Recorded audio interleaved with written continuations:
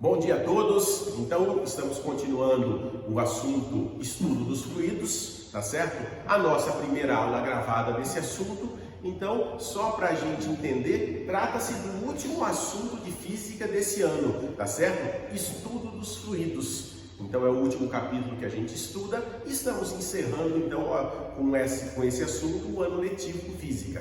Vejam como passo rápido, né? Depois começou essa pandemia, tivemos uma maratona aí de assuntos e vocês estudando deram conta e estamos chegando ao final, tá certo? Então, vamos lá, com coragem, mais um pouquinho para a gente continuar e encerrar esse ano letivo com chave de ouro, ok? Então, vamos lá. Primeiro, definições importantes. Muita coisa que vocês já viram no ensino fundamental, então vou passar de uma maneira rapidinho só para reavivar na memória de vocês. Algumas definições importantes, né? O que são fluidos? A gente fala tanto, estudos fluidos, mas na verdade, o que são?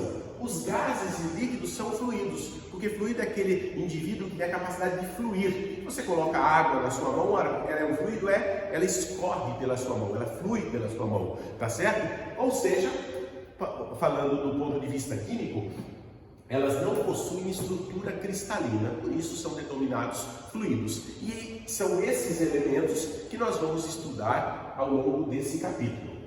Grandezas básicas que eu preciso saber para fazer esse estudo dos fluidos. Volume. Professor, já estudei volume lá no ensino fundamental, calculava lá o volume do cubo, o volume do paralelepípedo, o volume da esfera. É verdade, é isso daí. E o que é esse tal de volume? É o espaço ocupado por um corpo, seja ele sólido, líquido ou gasoso. E qual é a unidade de medida, então, do tal do volume? Metros cúbicos no sistema internacional, né? Dá para entender facilmente por que metros cúbicos. Ora, se eu pegar o cubo, por exemplo, lembrando lá como que é o volume do cubo, todo mundo se lembra, a aresta ao cubo. Ok, a aresta é o comprimento, unidade de medida metro.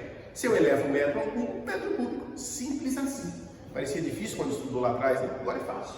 Então a aresta de um cubo elevado ao cubo, metro ao cubo no sistema internacional. Só que nós vamos ver também, a gente sabe que o sistema internacional é o que a gente usa, mas acaba tendo outras unidades de medida que são muito usuais em questões de vestibular, do próprio livro texto de vocês, que é o centímetro cúbico. E o centímetro cúbico eu posso transformar em metro cúbico, posso converter de um para o outro, mas uma coisa que é muito usual é centímetro cúbico e mililitro. 1 centímetro cúbico é igual a 1 mililitro, tá ok? Ou seja, se eu pegar um cubo de aresta 1 centímetro, preencher ele de um líquido e transportar ele para um becker, por exemplo, para uma pipeta, vocês vão ver lá que o volume disso é igual a 1 mililitro, tá ok? E decímetro cúbico é muito utilizado também, é igual a 1 litro. Então, 1 decímetro cúbico é igual a 1 litro. Como assim, professor? Ora, se eu pegar um cubo de aresta 10 centímetros, preencher esse cubo de água, por exemplo, colocar ele em um becker, vocês vão ver que ele encerra exatamente 1 litro, tá ok? Então, essas são unidades medidas e algumas conversões. No livro tem mais, vocês vão aprendendo a trabalhar com isso daí, tá ok? Recordando, na verdade, né? Densidade. O que é densidade? Densidade é a razão entre a massa e o volume, tá certo? Lá na frente, quando nós estudarmos alguns dos princípios que regem o estudo dos fluidos, nós vamos precisar usar essa grandeza densidade. Então, só definindo para vocês o que é. É a razão entre a massa e o volume. Falando em unidades de medida, massa quilograma, volume metro cúbico. Então, a unidade de medida de densidade é metro quilograma por metro cúbico. Ou seja, se eu quero calcular a densidade desse apagador, basta eu calcular o volume desse apagador, que é simples de se calcular, tá ok? Pegar uma balança, tá ok? Daquela de pratos e verificar qual a massa. Verificou a massa, divido a massa pelo seu volume, encontro qual é a densidade desse cara. Mais adiante a gente vai entender por que da necessidade dessa questão da densidade. Agora é simplesmente para a gente definir realmente, tá ok? Unidade de medida muito usual também é grama por centímetro cúbico. É unidade de densidade, professor? É. Por quê? Porque grama é unidade de massa e centímetro cúbico também é unidade de volume. Então, embora não no sistema internacional, mas trata-se de uma unidade de medida. E se nós fizermos a conversão aqui, eu vou encontrar que 1 grama por centímetro cúbico é igual a 10 à terceira, ou seja, 1000 quilogramas por metro cúbico. Isso é densidade. Eu falo densidade quando eu falo de corpo. Se eu pegar a massa daquele corpo e dividir pelo seu volume, eu estou calculando a densidade do corpo. Agora vocês vão ver falar também uma tal de massa específica. Massa específica também é a razão da massa pelo volume. Mas qual é a diferença? É uma questão teórica, porque massa específica é quando eu trato de uma determinada substância. Por exemplo, se eu tiver uma quantidade de ouro e eu quero saber qual é a massa específica do ouro, eu pego aquela quantidade, verifico sua massa, divido pelo seu volume. Opa, então quer dizer, se eu tenho várias porções de ouro, de massas diferentes, dividir aquela massa de cada um pelo volume que cada uma delas encerra, eu encontro a massa específica do ouro. É isso mesmo. E a massa específica de uma determinada substância, logicamente, é uma constante, tá certo? Então aí eu calculo massa específica do ouro, do alumínio, do ferro, do material que eu quiser, ok? Então, massa específica é quando eu tratar de uma substância, tá certo? Bom, então continuando aqui, pressão, outra grandeza que nós precisamos estudar. Pressão é a razão entre a força aplicada perpendicularmente a uma superfície, né, divididos pela área dessa superfície.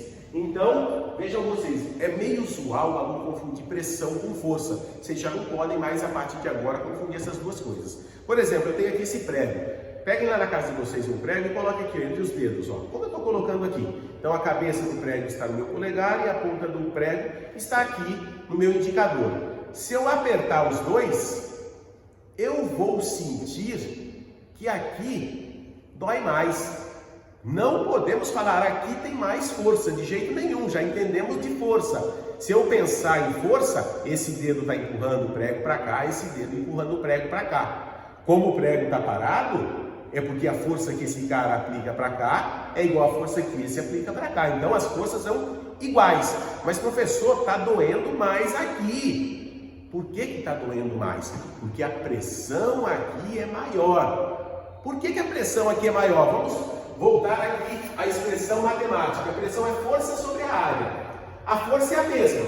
Acabamos de falar, a força é a mesma, tanto de um lado quanto do outro. Porém a área, dá uma olhada aqui, a área de contato com o meu dedo indicador é essa pequena área, enquanto com o meu polegar é essa grande área. Então, quanto menor a área, maior a pressão. Quanto maior a área, quanto menor a área, maior a pressão. Quanto maior a área, menor a pressão. É o que está acontecendo aqui, tá ok? A pressão aqui é muito menor do que a pressão aqui, porque a área aqui é muito maior do que a área aqui, tá ok? Então, esse dedo, quando eu estou assim, dói mais desse daqui, porque a pressão é maior, não força, hein? Agora vocês já podem entender isso aí. Peguem aí na casa de vocês um prego, se não tiver, pegue a própria caneta e façam a experiência. E vocês vão notar que a pressão é muito maior, trabalhando com forças iguais, onde a área for menor. Unidade de medida. Força sobre área, força Newton, área metro quadrado. Newton por metro quadrado deu-se o nome de Pascal, unidade de medida Pascal, tá certo? Bom, nesse momento aqui eu costumava contar uma piada quando eu estava em sala de aula, né? Nesse momento aqui eu costumava contar uma piada e eu vou contar para vocês, né? Na verdade, o que aconteceu? Newton, Einstein, tá certo? E Pascal estavam lá todos juntos, confabulando e tal. É piada, tá, gente? A gente sabe que eles nem são contemporâneos, mas é piada. Então eles estavam lá e resolveram brincar de esconde-esconde, tá certo? Aí o que aconteceu? Pascal foi lá contar e Newton e Einstein saíram para se esconder. Newton e Einstein saíram correndo. Einstein foi lá, se escondeu longe e Newton ficou logo atrás de Pascal. O que Newton fez?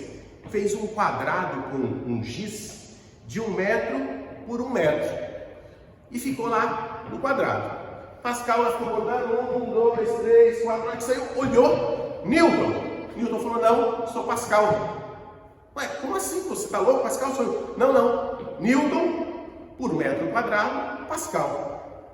Piadinha sem graça, né? Mas eu sempre conto ela que alguns alunos ficaram olhando assim. A maioria não entendeu a piada, pede para um amigo explicar a piada, né? Porque mais chato do que você fazer a piada, você tem que explicar a piada. Tá certo? Voltando para cá então. Pressão atmosférica, para a gente ir encerrando a aula de hoje. O que é a pressão atmosférica? Muita gente confunde pressão atmosférica com gravidade. Tem nada a ver uma coisa com a outra, tá ok? Gravidade é aquela força que a gente acabou de estudar há pouco, tá certo? É a força com que a Terra, por ter uma massa muito grande, estou falando do planeta Terra, mas todos os corpos celestes têm, atrai todos os corpos para o seu centro. Isso é gravidade. E o que é pressão atmosférica?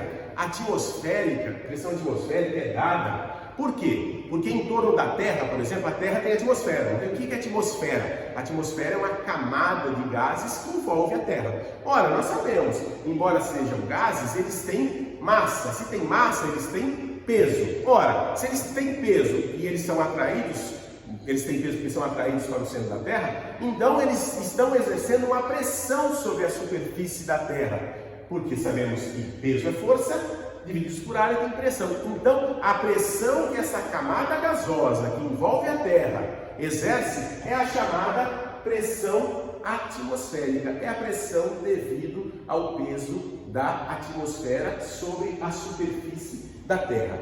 Quem foi o primeiro cara que mediu pressão atmosférica? Evangelista Torricelli. Por volta de 1640 ele mediu pressão atmosférica.